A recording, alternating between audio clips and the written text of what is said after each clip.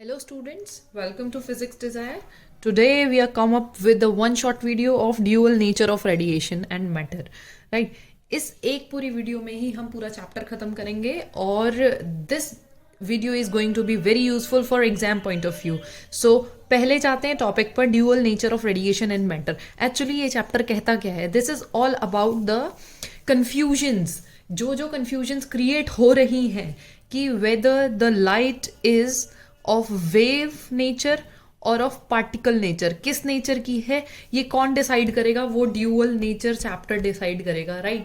इस चैप्टर में कंक्लूजन हमें अंत तक जाते जाते मिल जाएगा कि whether the light is of wave नेचर और ऑफ पार्टिकल नेचर.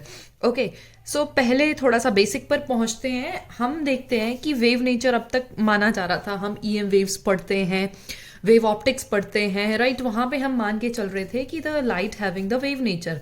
तो हमारे कुछ फिनोमिनाज लाइक इंटरफेरेंस, डिफ्रैक्शन और पोलराइजेशन, ये सारे फिनोमिनाज जो है वेव नेचर को लेकर हमारे आराम से एक्सप्लेन हो रहे थे. लेकिन देखो, क्योंकि इंटरफेरेंस क्या है? सुपर पोजिशन ऑफ टू और मोर वेव्स. राइट? तो इसमें भी हम वेव नेचर के बारे में बात कर रहे हैं. डिफ्रैक्शन भी क्या है? Bending of waves from the corners of an obstacle और मेकिंग अ ज्योमेट्रिकल पैटर्न, कुछ भी बना रहा है. राइट? ऐसी पोलराइजेशन था. तो ये तीनों फिनोमिनाज हमारे इजीली डिफाइन हो पा रहे थे वेव नेचर की हेल्प से. तो अब भाई कंफ्यूजन कहाँ आई? कुछ ऐसे इफेक्ट्स थे जो हमारे वेव नेचर को लेकर एक्सप्लेन नहीं हो पा रहे थे. तो हम पहुंचे उन पर. लेकिन उन पे पहुंचते पहुंचते हमें पता चला कि भाई कुछ ना कुछ चीजें ऐसी हैं जो अभी समझनी ज़रूरी है. राइट? तो हमें पता चला कुछ ऐसे फिनोमिनाज जब तक बहुत सारे हमारे इलेक्ट्रॉनिक आइटम्स जब तक बन रहे थे, जब तक एक्सरेज का डिस्कवरी हो रहा था, कैथोड रेज का डिस्कवरी हो रहा था, तो समझा गया कि भाई कैथोड रेज की जो डिस्कवरी थी ना, वो थोड़ी सी हमारे लिए इंपॉर्टेंट हुई. कैथोड रेज से हमें पता चला कि कैथोड रेज कोई और रेडिएशंस नहीं है, it is the fast moving electrons. Right? In fast moving electrons को ही बोला गया कैथोड रेज. तो भाई अब इसका मतलब तो electrons are the constituents of the atom. Right? हम एटम चैप्टर में भी पढ़ लेते हैं कि इलेक्ट्रॉन की जो है बहुत बड़ी इंपॉर्टेंस है. राइट? तो हमने देखा कि ये इलेक्ट्रॉन्स ही रेडिएशन बना रहे हैं और रेडिएशन ही इलेक्ट्रॉन है. तो इसका मतलब ये इलेक्ट्रॉन बहुत काम की चीज है. और इलेक्ट्रॉन भी कौन से इलेक्ट्रॉन्स? जो कि हमारे एटम के अंदर जो वेलेंस शेल में, या मैं कहूँ आउटर मोस्ट शेल में, तो ये इलेक्ट्रॉन्स बहुत ज्यादा इंपॉर्टेंट हुए जा रहे थे. तो यही काम की चीज थी हमारे पूरे एटम के अंदर, जो कि हमारे वेव और पार्टिकल नेचर के लिए हेल्पफुल थी. राइट? कैथोड रेज की डिस्कवरी हुई और माना गया कि हमारा जो है इलेक्ट्रॉन्स ही इमिट आउट होते हैं किसी भी कैथोड रे से, फास्ट मूविंग इलेक्ट्रॉन्स. राइट? फिर इनका E/m charge by mass specific ratio निकाला गया और ये देखा गया कि हर एक टाइप की रेज में से जो ये E/m जो है वो फिक्स्ड आ रहा था. राइट? तो अब ये फिक्स आ रहा था तो हमें उससे मास ऑफ इलेक्ट्रॉन भी पता चल गया. हमने mass of electron find out करना चाहा तो मतलब हमारी बहुत सारी चीजें सॉर्टिफाई हो गई, ये मानकर कि ये वेव क्या है? एक इलेक्ट्रॉन का ही मोशन डिफाइन कर रहा है. राइट? बिफोर मूविंग फॉरवर्ड हमें थोड़ा सा यहाँ ध्यान देना है कि इमिशन ऑफ इलेक्ट्रॉन्स हमें मिल गया कि जो हमारी लाइट है वो कोई भी कैथोड रेज है या हमारी लाइट है वो जो है एक beam of fast moving electrons है. मतलब we are studying the electrons. Right? तो उसके लिए हमें पता चला, जब बहुत सारे एक्सपेरिमेंट परफॉर्म करे गए उस दौरान, तो माना ये गया कि अगर हम किसी भी मेटल सरफेस के ऊपर कोई भी रेडिएशंस अगर हमें मेट आउट कर रहे हैं ना, so there will be emission of electrons. अगर हम कोई भी रेडिएशन किसी मेटल सरफेस पर डाल रहे हैं तो हमारे इलेक्ट्रॉन्स एमिट होते हैं. देखो, अब ये कोई भी आगे जाकर एक स्पेसिफिक कोई भी बन जाएगा. ठीक है? तो अभी सिर्फ जनरल समझते हैं कि कुछ रेडिएशंस डाल के मेटल सरफेस से हमारे पास कुछ इलेक्ट्रॉन्स इजेक्ट आउट होकर मिल रहे थे. ठीक है? अब कौन से मेटल से कितने इलेक्ट्रॉन्स निकलेंगे या कौन सी रेडिएशन हमें डालनी पड़ेगी, ये हमें कैसे पता चलेगा? तो उसको पढ़ने के लिए हमारे पास एक वर्क फंक्शन जैसा फैक्टर आता है जो कि नया इंट्रोड्यूस होता है. ये कहता है कि अगर हम किसी मेटल सरफेस पे कोई रेडिएशंस डालते हैं तो कौन सी रेडिएशन सूटेबल होंगी वो बताएगा work function of that metal. मतलब अगर मेरे पास कोई मेटल सरफेस है और मैं उस पर रेडिएशंस इम्पार्ट कर रही हूँ तो मुझे कौन सी रेडिएशंस जो है वो सक्सीड होंगी इलेक्ट्रॉन्स को इमिट आउट करने में, ये कैसे पता चलेगा? ये पता चलेगा वर्क फंक्शन से. वर्क फंक्शन क्या कहता है? The minimum energy required by an electron. जो मेटल सरफेस पर मेटल के जो आउटर मोस्ट शेल में जो इलेक्ट्रॉन्स है, जो कि हमारे काम के इलेक्ट्रॉन्स है, वो इलेक्ट्रॉन्स कब इजेक्ट आउट होंगे, ये कैसे पता चलेगा कि इस मेटल का वर्क फंक्शन क्या है। मतलब इस मेटल पे रहने वाले इलेक्ट्रॉन्स को जितनी एनर्जी चाहिए ना यहाँ से निकलने के लिए, that will be the work function, right. So इसको कहीं ना कहीं फाई नॉट से या डब्ल्यू से डिनोट करते हैं। Its unit will be in electron volts. अच्छा, देखा गया कि भाई अलग अलग मेटल का जो है अलग अलग वर्क फंक्शन था, मतलब अलग अलग कैपेबिलिटी थी इलेक्ट्रॉन्स की इमिट आउट होने पे कि कौन सी रेडिएशन डालेंगे तो कब इलेक्ट्रॉन्स जो है इमिट आउट होंगे। तो पता चला कि जो वर्क फंक्शन है ना वो नेचर ऑफ मेटल पे डिपेंड करता है कि मेटल जिंक ले रहे हैं, आयरन ले रहे हैं, कौन सा मेटल है। फिर देखा गया बहुत सारे हमारे मेटल्स के हमने वर्क फंक्शंस निकाले। तो सीजियम का जो है, सीजियम मेटल था, उसका लोएस्ट वर्क फंक्शन आता है, और जो प्लैटिनम है उसका हमारा हाईएस्ट वर्क फंक्शन आता है। इसका मतलब क्या था, सीजियम एटम से इलेक्ट्रॉन्स को इमिट आउट करवाना आसान काम था क्योंकि हमें बहुत कम एनर्जी देनी पड़ रही थी और उसका वर्क फंक्शन बहुत लो है। लेकिन प्लैटिनम मेटल के अंदर हमें बहुत ज़्यादा हाई फ्रीक्वेंसी को यूज़ करना पड़ रहा था क्योंकि इसका वर्क फंक्शन जो है बहुत ज़्यादा था, राइट। अब हमारे पास आता है emission of electrons. Emission of electrons क्या होता है, छोटा सा समझेंगे, हमें बहुत ज़्यादा डिटेल में नहीं जाना है क्योंकि हमें सिर्फ यहाँ पे एक ही, इस पूरे चैप्टर में थ्रू आउट हमें एक ही टॉपिक के बारे में स्टडी करना है। There are various types of emission of electrons. Emission of electrons कई तरीके से हो सकती है। थर्मोआयनिक एमिशन हो सकती है, फोटो इलेक्ट्रिक एमिशन हो सकती है, फील्ड एमिशन हो सकती है, सेकेंडरी एमिशन हो सकती है। ये 4 टाइप की एमिशन होती है। तो थर्मोआयनिक एमिशन कौन सी होती है, अगर मैं मेटल सरफेस को हीट अप करती हूँ, right, if I'm heating up the metal surface and then the electrons are ejecting out from this metal surface through this heat, इस heat की वजह से, टेम्परेचर हाई करने की वजह से कुछ इलेक्ट्रॉन्स निकल पाते हैं, then these are known as thermoionic emission। और जो इलेक्ट्रॉन्स निकलते हैं ना उनको बोलते हैं हम thermoions. Okay, these are thermoions।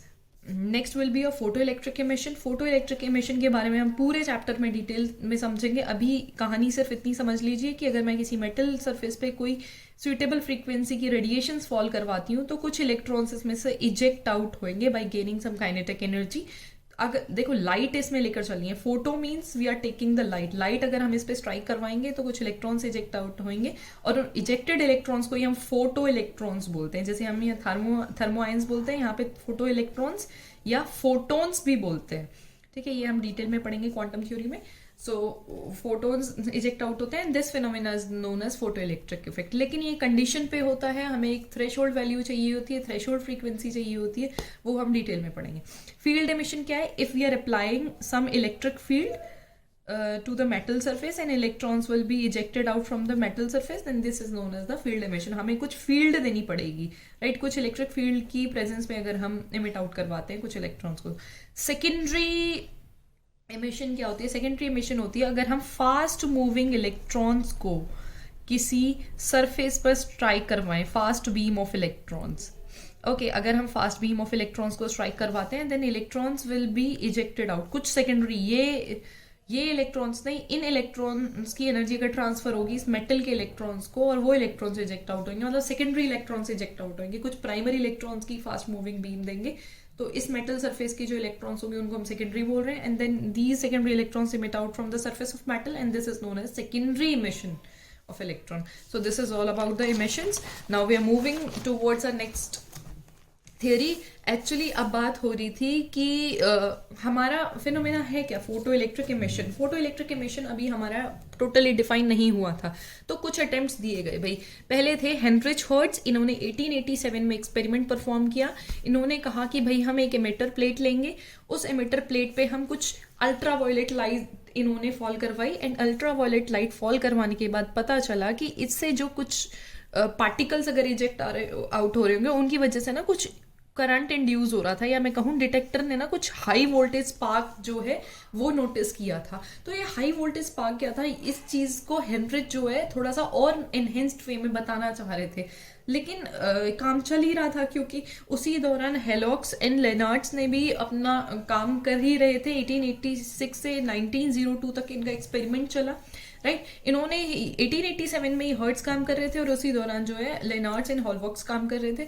तो इन्होंने कुछ ऑब्जर्वेशंस देखी अपने एक्सपेरिमेंट ने। इनका एक्सपेरिमेंटल एपरेटस था कि एक इवैक्यूएटेड ग्लास ट्यूब ली थी, उस पे इन्होंने एक इमिटर प्लेट ई ली थी, एक कलेक्टर प्लेट सी ली थी। इमिटर प्लेट पे इन्होंने एक मेटल सरफेस को लगाया हुआ था, जिंक मेटल इन्होंने स्पेसिफिकली लिया था। तो इस पर इन्होंने यूवी रेज को जब डाला तो देखा कि इन इमिटर प्लेट से कुछ पार्टिकल्स इमिट आउट हो रहे थे, and it reaches to the collector plate, and that collector plate will be joint to the battery source, right. तो हमें पता चल रहा था, इन्होंने एक माइक्रो एमीमीटर भी यहाँ पे यूज किया था, जिससे हमें पता चल रहा था कि इस सर्किट के अंदर जो है करंट फ्लो कर रहा है। इस एमीमीटर में कुछ रिफ्लेक्शन आती है, तो भाई पता चला इमिटर प्लेट से जो पार्टिकल्स, क्योंकि यहाँ तो इवैक्यूएशन था, यहाँ कोई एनर्जी लॉस नहीं हो रहा था, तो कुछ पार्टिकल्स यहाँ से यहाँ ऑब्वियसली जा रहे होंगे जब भी हमारे पास यहाँ पे कुछ करंट आया। तो इनकी कुछ ऑब्जर्वेशंस थी, कुछ फॉलोइंग ऑब्जर्वेशन है, इनको पढ़ेंगे। पहली चीज उन्होंने कहा, falling of light on metal causes current. जब लाइट फॉल करवाएंगे उसी की वजह से ये करंट जो है हमारा इंड्यूस हो रहा है। दूसरा कहा था studied variation of photo electric current. इन्होंने फिर कुछ वेरिएशंस पढ़े जो फोटो इलेक्ट्रिक करंट है। देखो जो ये यूवी रेज डालने की वजह से जो करंट इंड्यूस हो रहा है इस सर्किट में, ये किस किस पे डिपेंड करेगा। इन्होंने कहा कि कलेक्टर पोटेंशियल पे, ये जो कलेक्टर पॉइंट है इसकी पोटेंशियल पे डिपेंड करेगा। दूसरी चीज उन्होंने कही फ्रीक्वेंसी ऑफ इंसिडेंट रेडिएशन, जो ये अल्ट्रा वायलेट रेज हम डाल रहे हैं इनकी फ्रीक्वेंसी पे डिपेंड करेगा कि कितना करंट इस सर्किट के अंदर इंड्यूस हुआ है, right. Another one is intensity of incident radiation, कि कितनी ब्राइट है कितनी डिम है हमारी लाइट, उस पर डिपेंड करेगा। फिर लास्टली इन्होंने कंक्लूड किया, ये वेरिएशंस इन्होंने स्टडी करे, राइट। इनके बेसिस पे इन्होंने कुछ कंक्लूजन्स बनाए। इन्होंने कहा कि अगर नेगेटिवली चार्ज पार्टिकल्स जो है वो इजेक्ट आउट होते हैं फ्रॉम द मेटल सरफेस, इन्होंने जिंक मेटल लिया था, by the action of ultra violet rays, then some phenomena will cause the current, right.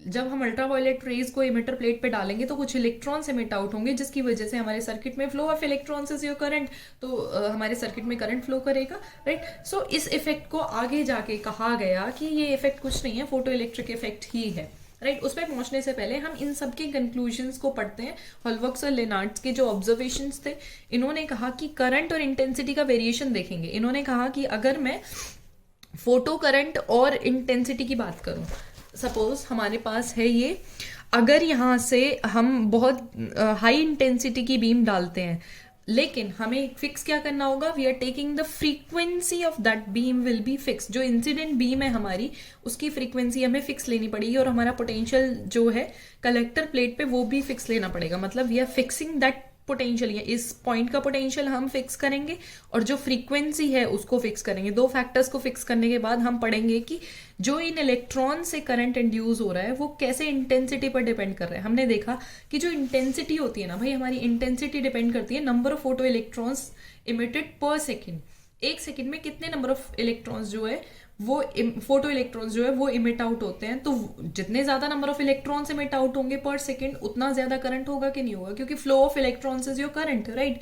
So intensity number of photo electrons पे depend कर रही है, और नंबर ऑफ फोटो इलेक्ट्रॉन्स क्या दे रहे हैं हमारे पास, करंट, राइट। तो इसका मतलब इंटेंसिटी और करंट भी हमारा क्या देंगे, एक डायरेक्ट रिलेशन एस्टैब्लिश करेंगे। मतलब जितनी ज्यादा इंटेंसिटी की लाइट, उतने ज्यादा electrons will emit out from the emitter plate and it will reach the collector plate so as to make the electric current in the circuit, right. उसके बाद इन्होंने दूसरा ऑब्जर्वेशन देखा, करंट और पोटेंशियल के बीच का वेरिएशन। इन्होंने कहा कि फोटो करंट जो है ना वो पोटेंशियल पे भी डिपेंड करेगा, लेकिन कैसे करेगा, देखो देखते हैं। इन्होंने फिक्स किया इंसिडेंट फ्रीक्वेंसी को और इन्होंने फिक्स किया इंटेंसिटी को। अब इन्होंने दोनों चीजें फिक्स कर दी, मतलब लाइट की जो है ब्राइटनेस को एक फिक्स कर दिया कि इतनी ही रहेगी और उसकी फ्रीक्वेंसी भी इतनी ही रहेगी। तो इन्होंने ग्राफ ड्रॉ करने की कोशिश की। सपोज ये था हमारा एक्सपेरिमेंट, यहाँ पे हमने फ्रीक्वेंसी फिक्स करी, हमने यहाँ पे इंटेंसिटी फिक्स करी, and we are taking the potential. जो यहाँ पे हम पोटेंशियल ले रहे हैं ना उसको वेरी करवाएंगे, और उसके साथ साथ इस पोटेंशियल को चेंज करने की वजह से हमारा करंट कितना चेंज होगा उस पर बात करेंगे, राइट।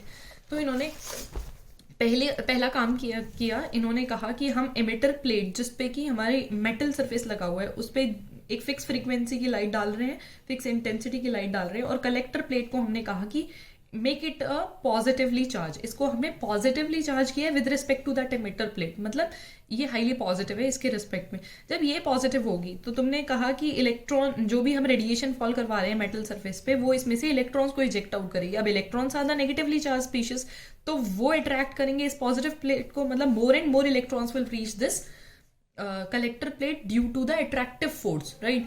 तो ज्यादा से ज्यादा इलेक्ट्रॉन्स इस पॉजिटिव चार्ज पे रीच करेंगे, तो हमारे जितने ज्यादा इलेक्ट्रॉन्स रीच करेंगे उतना ज्यादा हमारे जो है सर्किट के अंदर करंट एस्टैब्लिश होगा कि नहीं होगा, ऑब्वियसली। तो ये वेरिएशन देखा गया कि फोटो करंट जो है वो इंक्रीज करता है विद द पोटेंशियल। जितना ज्यादा हम पॉजिटिव पोटेंशियल देते जाएंगे उतना ज्यादा हमारा फोटो करंट इंड्यूस करेगा। लेकिन जो है हमारा फोटो, भाई देखो एक मेटल के अंदर कुछ फिक्स्ड नंबर ऑफ इलेक्ट्रॉन्स ही तो रहेंगे, ऐसा तो नहीं है कि सारे के सारे मतलब इलेक्ट्रॉन्स बढ़ते ही जाएंगे, ठीक है। वो तो फोटोन्स की वजह से वो इलेक्ट्रॉन्स, मान लो इस मेटल प्लेट पे 50 इलेक्ट्रॉन है, तो 50 से ज्यादा तो इलेक्ट्रॉन तुम इससे निकाल नहीं सकते ना, इसकी कैपेबिलिटी इतनी ही है।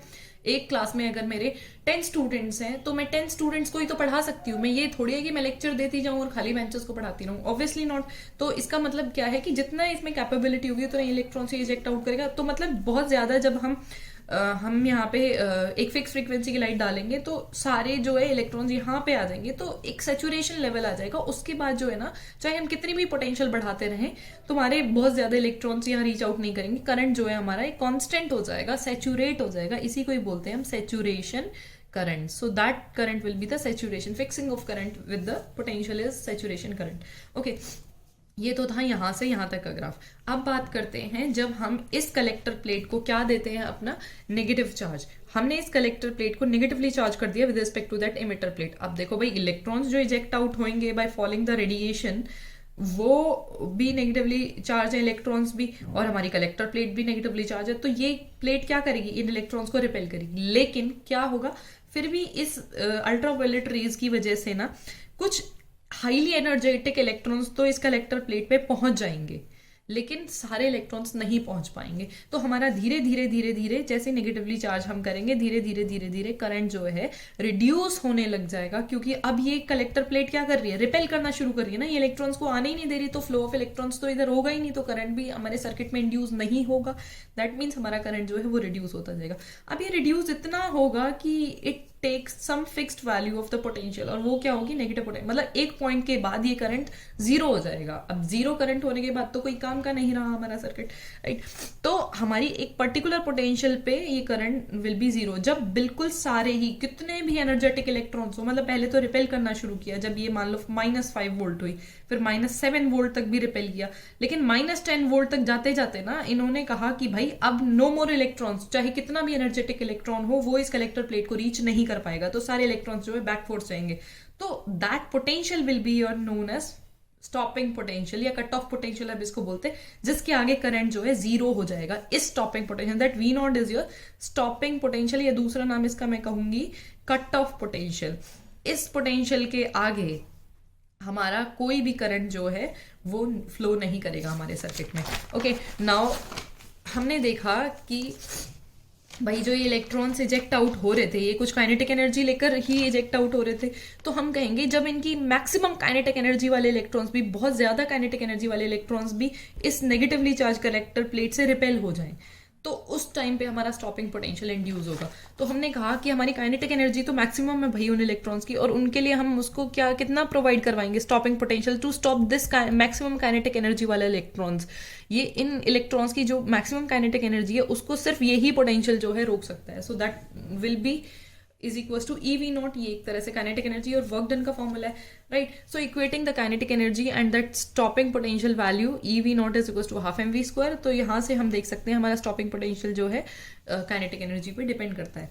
लेकिन अगर हमने इंटेंसिटी को फिक्स किया हुआ है तो हमारा स्टॉपिंग पोटेंशियल जो V0 है वो इंटेंसिटी पर, क्योंकि हम इस पूरे उसमें क्या लेकर चल रहे थे, we are fixing the intensity and frequency. इसका मतलब इंटेंसिटी पर तो स्टॉपिंग पोटेंशियल डिपेंड करेगा नहीं, ना ही काइनेटिक एनर्जी जो है वो हमारी इंटेंसिटी पर डिपेंड करेगी, क्योंकि वो तो किस पर डिपेंड कर रही है, काइनेटिक एनर्जी हमारी स्टॉपिंग पोटेंशियल पर डिपेंड कर रही है, इंटेंसिटी पर डिपेंड नहीं करेगी, क्योंकि उसको हमने पहले ही फिक्स करके रखा है। एक और ऑब्जर्वेशन भाई इन्होंने देखी, हॉलबर्ग्स एंड लेनार्ड ने, इन्होंने कहा कि फ्रीक्वेंसी और स्टॉपिंग पोटेंशियल जो है ये भी डिपेंड करती हैं एक दूसरे पर। लेकिन कैसे, देखो पिछले में हमने देखा कि मैक्सिमम काइनेटिक एनर्जी और इंटेंसिटी भी डिपेंड नहीं कर रही, स्टॉपिंग पोटेंशियल और इंटेंसिटी भी डिपेंड नहीं कर रही है, तो हमें इस फॉर्मूले से समझ में आ रहा है, ठीक है। लेकिन ये कह रहा है स्टॉपिंग पोटेंशियल और फ्रीक्वेंसी जो है वो एक दूसरे पर डिपेंड करेंगी। कैसे, अगर मैं इंटेंसिटी को फिक्स कर दूं, इंटेंसिटी मेरी फिक्स है, मतलब जितनी लाइट की इंटेंसिटी आ रही है ना वो फिक्स है, और हम देखना चाह रहे हैं कि जो फ्रीक्वेंसी की लाइट हम यहाँ पे दे रहे हैं वो और हमारा स्टॉपिंग पोटेंशियल, यहाँ का स्टॉपिंग पोटेंशियल कैसे वेरी कर रहा है। ठीक है। तो देखो कहानी वही होनी है, हर अगर मैं एक फ्रीक्वेंसी लूँ, कोई कोई फ्रीक्वेंसी मैंने ली, इस पर्टिकुलर फ्रीक्वेंसी पे मेरा स्टॉपिंग पोटेंशियल की वैल्यू होती है ये। तो अगर मैं इससे लोअर कोई फ्रीक्वेंसी लेती हूँ ना, तो उसके लिए स्टॉपिंग पोटेंशियल जो है वो डिफरेंट रहेगा और वो कम रहेगा। Less will be the frequency, less will be the stopping potential, more less will be the frequency, more less will be the stopping potential. So this is the variation of stopping potential with the photoelectric current, taking the frequency as a respective measure, जहाँ पे mu3 is greater than greatest and mu1 is the lowest frequency. Now another graph will be the potential and frequency. इन्होंने potential और frequency के बीच में graph draw किया।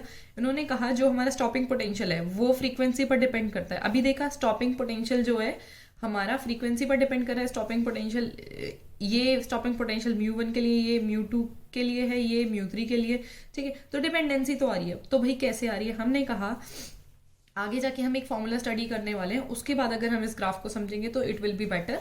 तो इस ग्राफ को हम थोड़ा सा आगे जाके समझेंगे। थोड़ा सा laws of photo electric emission पढ़ लेते हैं। पहला लॉ हमारा क्या कहता है कि भाई number of photo electrons emitted पर सेकंड हमारा किस पे डिपेंड करता है, इंटेंसिटी पे। अगर मैं कहूँ फ्रीक्वेंसी हमारी फिक्स है, वही कंक्लूजन है हॉलबर्ग्स और लेनार्ड्स के, बस उन्हीं को ही एक लॉज की फॉर्म में हमने लिख दिया है। दूसरा काम क्या है कि भाई जब तक हमारे मेटल सरफेस को एक थ्रेशहोल्ड फ्रीक्वेंसी, एक सूटेबल फ्रीक्वेंसी की लाइट नहीं मिल जाएगी जिससे कि हमारे इलेक्ट्रॉन्स इजेक्ट आउट हों, ये बात वो है कि जब तक कि कोई अच्छा टीचर क्लास में नहीं आ जाता तो बच्चे पढ़ना शुरू करेंगे ही नहीं। चाहे उनको बांध के पढ़ा लो, चाहे उनको किसी भी डिसिप्लिन से बिठा लो, बैठ तो जाएंगे, लेकिन वो अपने माइंड में कब तक चीजें नहीं डालेंगे जब तक कि उन्हें एक अच्छा टीचर नहीं मिल जाता, मतलब उनका थ्रेशहोल्ड टीचर नहीं मिल जाता। ऐसे किसी मेटल सरफेस को अगर उसकी मिनिमम फ्रीक्वेंसी, जो कि उसकी थ्रेशहोल्ड फ्रीक्वेंसी रहती है, जिसको अचीव करने के बाद वो इजेक्ट आउट हो सकते हैं मेटल सरफेस से, जब तक वो नहीं मिल जाएगी तो कोई फोटो इलेक्ट्रिक इमिशन नहीं होगा। This is the second law of photo electric emission. तीसरी चीज क्या थी कि जो हमारी काइनेटिक एनर्जी है, maximum kinetic energy never depends on the intensity of radiation, ये हमने पढ़ा। और वो लेकिन हमारी जो काइनेटिक एनर्जी है वो फ्रीक्वेंसी पर डिपेंड करेगी। वो कैसे करेगी, K max is equal to H nu minus H nu naught. ये हम आइंस्टीन फोटो इलेक्ट्रिक इमिशन में पढ़ेंगे अभी अपने नेक्स्ट ही टॉपिक में। उन्होंने कहा इंस्टेंटेनियस प्रोसेस, इन्होंने कहा जैसे ही हम फोटो इलेक्ट्रॉन्स डालेंगे वैसे ही इलेक्ट्रॉन्स जो इजेक्ट आउट होते जाएंगे विदाउट ब्रेकेज ऑफ टाइम, मतलब कोई भी टाइम लैग वहां पे नहीं होगा। ये फिनोमेना कम से कम 10⁻⁹ सेकेंड्स में होने वाला है। मतलब जैसे ही हमने कोई अल्ट्रावायलेट रेडिएशंस डाली मेटल प्लेट पे, तुरंत ही इलेक्ट्रॉन इमिट आउट होते रहेंगे और हमें करंट मिल जाएगा। तो यहाँ पे ये एक इंस्टेंटेनियस प्रोसेस था, ये बहुत लॉन्ग लास्टिंग प्रोसेस, मतलब बहुत ज्यादा देर में होने वाला प्रोसेस नहीं था, फटाफट हो जाने वाला था। Okay, so these are the four laws of photoelectric emission. Now we are studying our next topic, that is Einstein photoelectric emission. Einstein photoelectric emission क्या कहता है कि आइंस्टीन ने बताया कि इन्होंने एक टर्म डिफाइन करी क्वांटा, या जिनको इन्होंने कहा फोटोन्स। इन्होंने कहा कि जो लाइट रेडिएशन हम डाल रहे हैं वो कुछ और नहीं है, वो वेव नहीं कह के उसको इन्होंने कहा पार्टिकल। पार्टिकल कैसे कहा, इन्होंने कहा कि वो छोटे छोटे टाइनी पैकेट्स हैं, किसके, एनर्जी क्वांटास हैं, किसके, एनर्जी के छोटे छोटे पैकेट्स हैं। वो कोई रेडिएशन नहीं है, वो कोई वेव नहीं है, वो छोटे छोटे पैकेट्स हैं। और हर एक पैकेट की एनर्जी जो है एच न्यू है, हर एक पैकेट की एनर्जी जो है एच न्यू है। तो आइंस्टीन ने कहा where H is the Planck's constant, ये हमें प्लैंक्स रेडिएशन लॉ से मिलता है। ओके, सो एनर्जी को इन्होंने डिफाइन किया, हर एक पैकेट की एनर्जी जो है is equal to H nu है, राइट। इन्होंने कहा कि अगर तुम एच न्यू उसके रेडिएशन डालोगे, फोटोन्स डालोगे किसी भी मेटल सरफेस पे, तो वो मेटल सरफेस की एक अपनी थ्रेशहोल्ड फ्रीक्वेंसी रहेगी, वर्क फंक्शन रहेगा। वो ये इलेक्ट्रॉन इस इलेक्ट्रॉन को, सॉरी ये अल्ट्रावायलेट रेडिएशन इस मेटल सरफेस के इलेक्ट्रॉन्स को कितना एनर्जी सप्लाई करें, कितना करें, फाई नॉट, जितना कि इसका मिनिमम थ्रेशहोल्ड वैल्यू है, और जिस काइनेटिक एनर्जी से यहाँ से बाहर जा सके। Otherwise this photo electric emission does not takes place. कहने का मतलब क्या था, एक फोटो इलेक्ट्रॉन के पास कितनी एनर्जी है, एच न्यू। वो किसी इलेक्ट्रॉन को कब इमिट आउट कर सकता है, इजेक्ट आउट कर सकता है किसी मेटल सरफेस से, जब वो उसके वर्क फंक्शन के बराबर उसे एनर्जी दे दे और उसको बाहर निकलने के लिए एक मैक्सिमम काइनेटिक एनर्जी दे दे। भाई देखो कोई रेडिएशन फॉल कर रही है इस तरह से, अगर कोई रेडिएशन इस तरह से फॉल कर रही है, सपोज रेडिएशन फॉल कर रही है, वो रेडिएशन के पास एच न्यू एनर्जी है। ये एच न्यू एनर्जी इतनी सफिशिएंट होनी चाहिए कि ये इसके वर्क फंक्शन को मैच कर जाए और इसको कुछ एडिशनल एनर्जी दे दे, जिस काइनेटिक एनर्जी से ये यहाँ से बाहर निकल सके। मतलब हमारे पास total energy will be phi naught plus half mv square होनी चाहिए।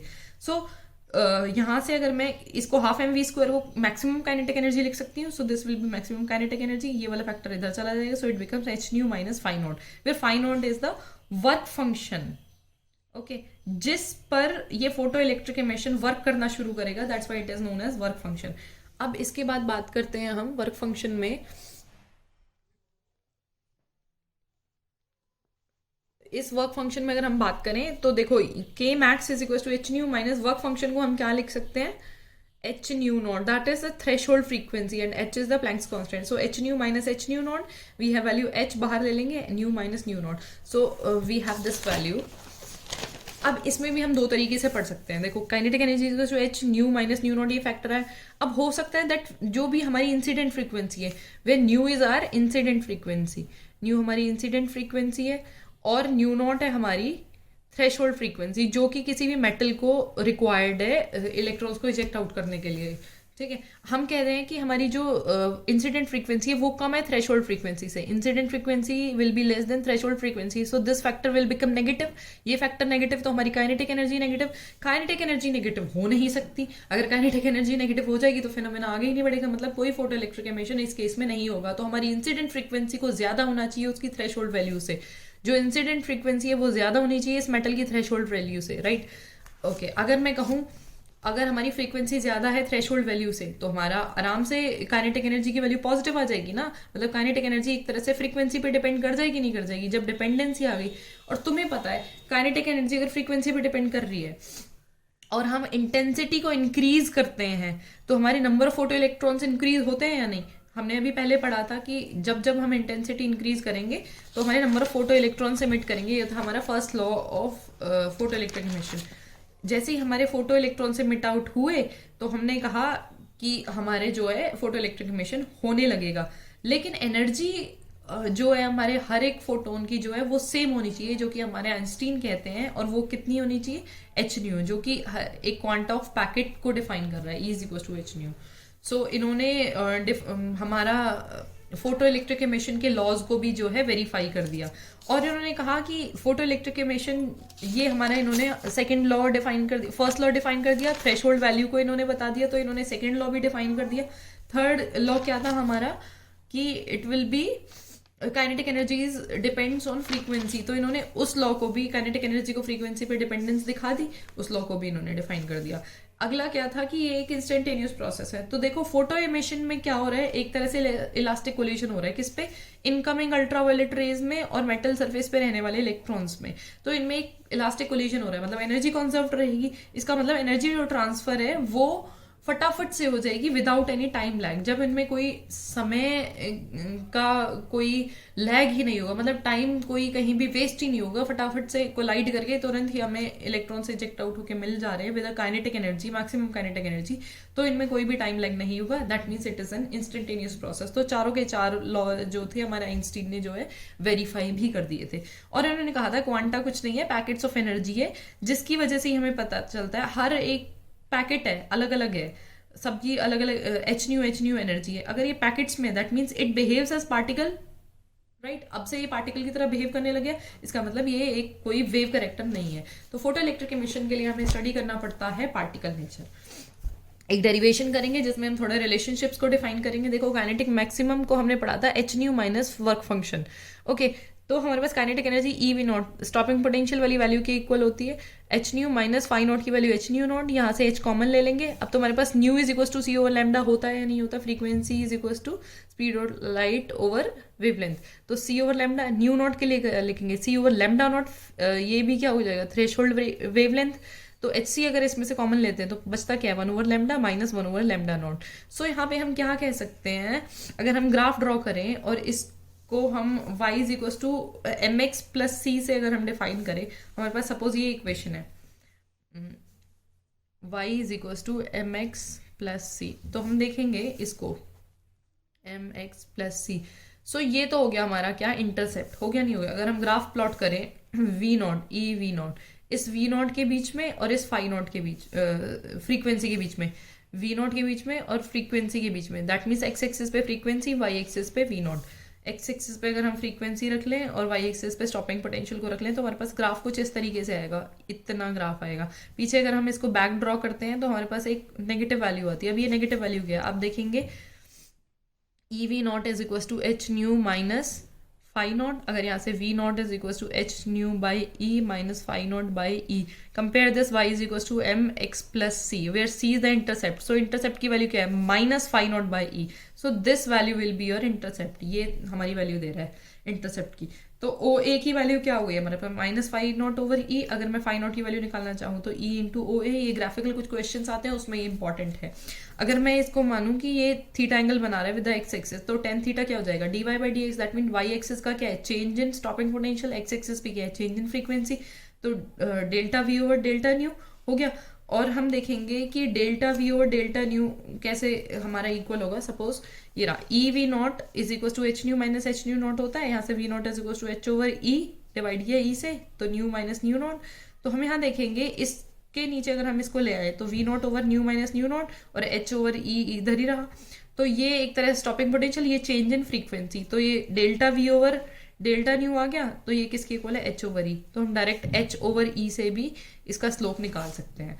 या फिर यहाँ भी एच ओवर ई स्लोप को डिफाइन कर रहा है और वाई एक्स एक्सिस पे हमारा फ्रीक्वेंसी है। तो now this is all about Einstein photo electric equation. अब हम स्टडी करते हैं, वो हमारा ग्राफ था जो हम छोड़कर चले थे।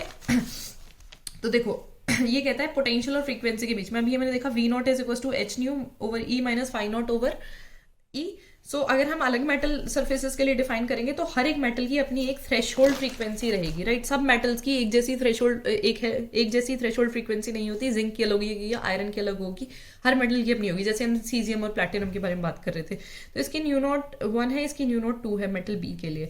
तो इनके लिए जो हमारा इंटरसेप्ट है वो भी अलग अलग डिफाइन होगा, जैसा कि अभी हमने पढ़ा। सो ये ग्राफ वहीं से ही हमारे पास आता है। सो आइंस्टीन ने हमारे बहुत सारे फोटो इलेक्ट्रिक लॉज को डिफाइन कर दिया।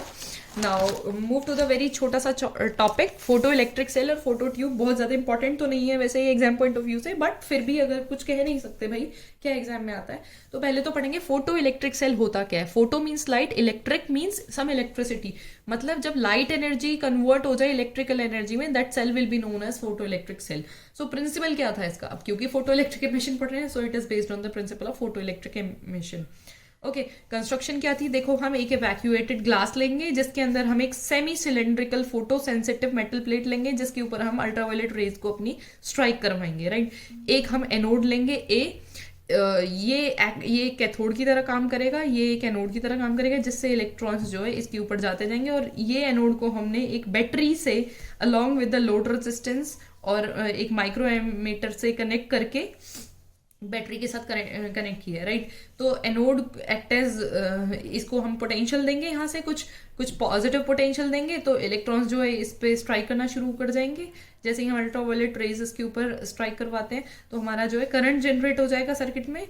बिल्कुल पूरा का पूरा हॉलबर्ग और लेनार्ड का ही फोटो सेल की फॉर्म में हमने बना दिया और इसको हम अपने कमर्शियल यूज के लिए करते हैं, right. So this is all about photo electric cell. Now move to another topic. अब बात करते हैं ड्यूअल नेचर। ड्यूअल नेचर पूरा पढ़ चुके हैं हम। ड्यूअल नेचर, अब भाई बचा क्या है ड्यूअल नेचर में, हमें पता चला कि भाई कुछ फिनोमेनास तो हमारे लाइट को हम ये नहीं कह सकते कि अब तक तो हम कंक्लूजन पे आ गए कि हमारा पार्टिकल नेचर होता है, उससे पहले तो हम वेव चिल्ला रहे थे। तो इसका मतलब क्या है, ड्यूअल नेचर है भाई लाइट का। कंक्लूजन ये बना अंत तक आते आते ड्यूअल नेचर है। कैसा कि लाइट जो है ये कुछ फिनोमेनास थे, इंटरफेरेंस, डिफ्रेक्शन, पोलराइजेशन, ये तो हमारे वेव नेचर की हेल्प से डिस्क्राइब हो रहे थे।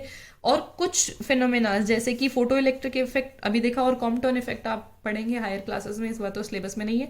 तो ये डिपेंड करता है, ये कौन से नेचर को रिजेंबल करता है, पार्टिकल नेचर को, राइट। तो हमने कहा लाइट कभी तो वेव नेचर की तरह एक्ट कर रही है, कभी कभी पार्टिकल की तरह एक्ट कर रही है। इसका मतलब लाइट के दोनों ही नेचर हैं। कुछ फिनोमेनास ऐसे थे, चाहे हम वेव नेचर मान लें चाहे हम पार्टिकल नेचर मान लें, दोनों से ही प्रूव हो जाते हैं, जैसे कि रिफ्लेक्शन और रिफ्रैक्शन, जो कि आप वेव ऑप्टिक्स में करते आए हैं। ओके, इसका मतलब क्या था कि लाइट का जो है हमारा ड्यूअल नेचर होगा।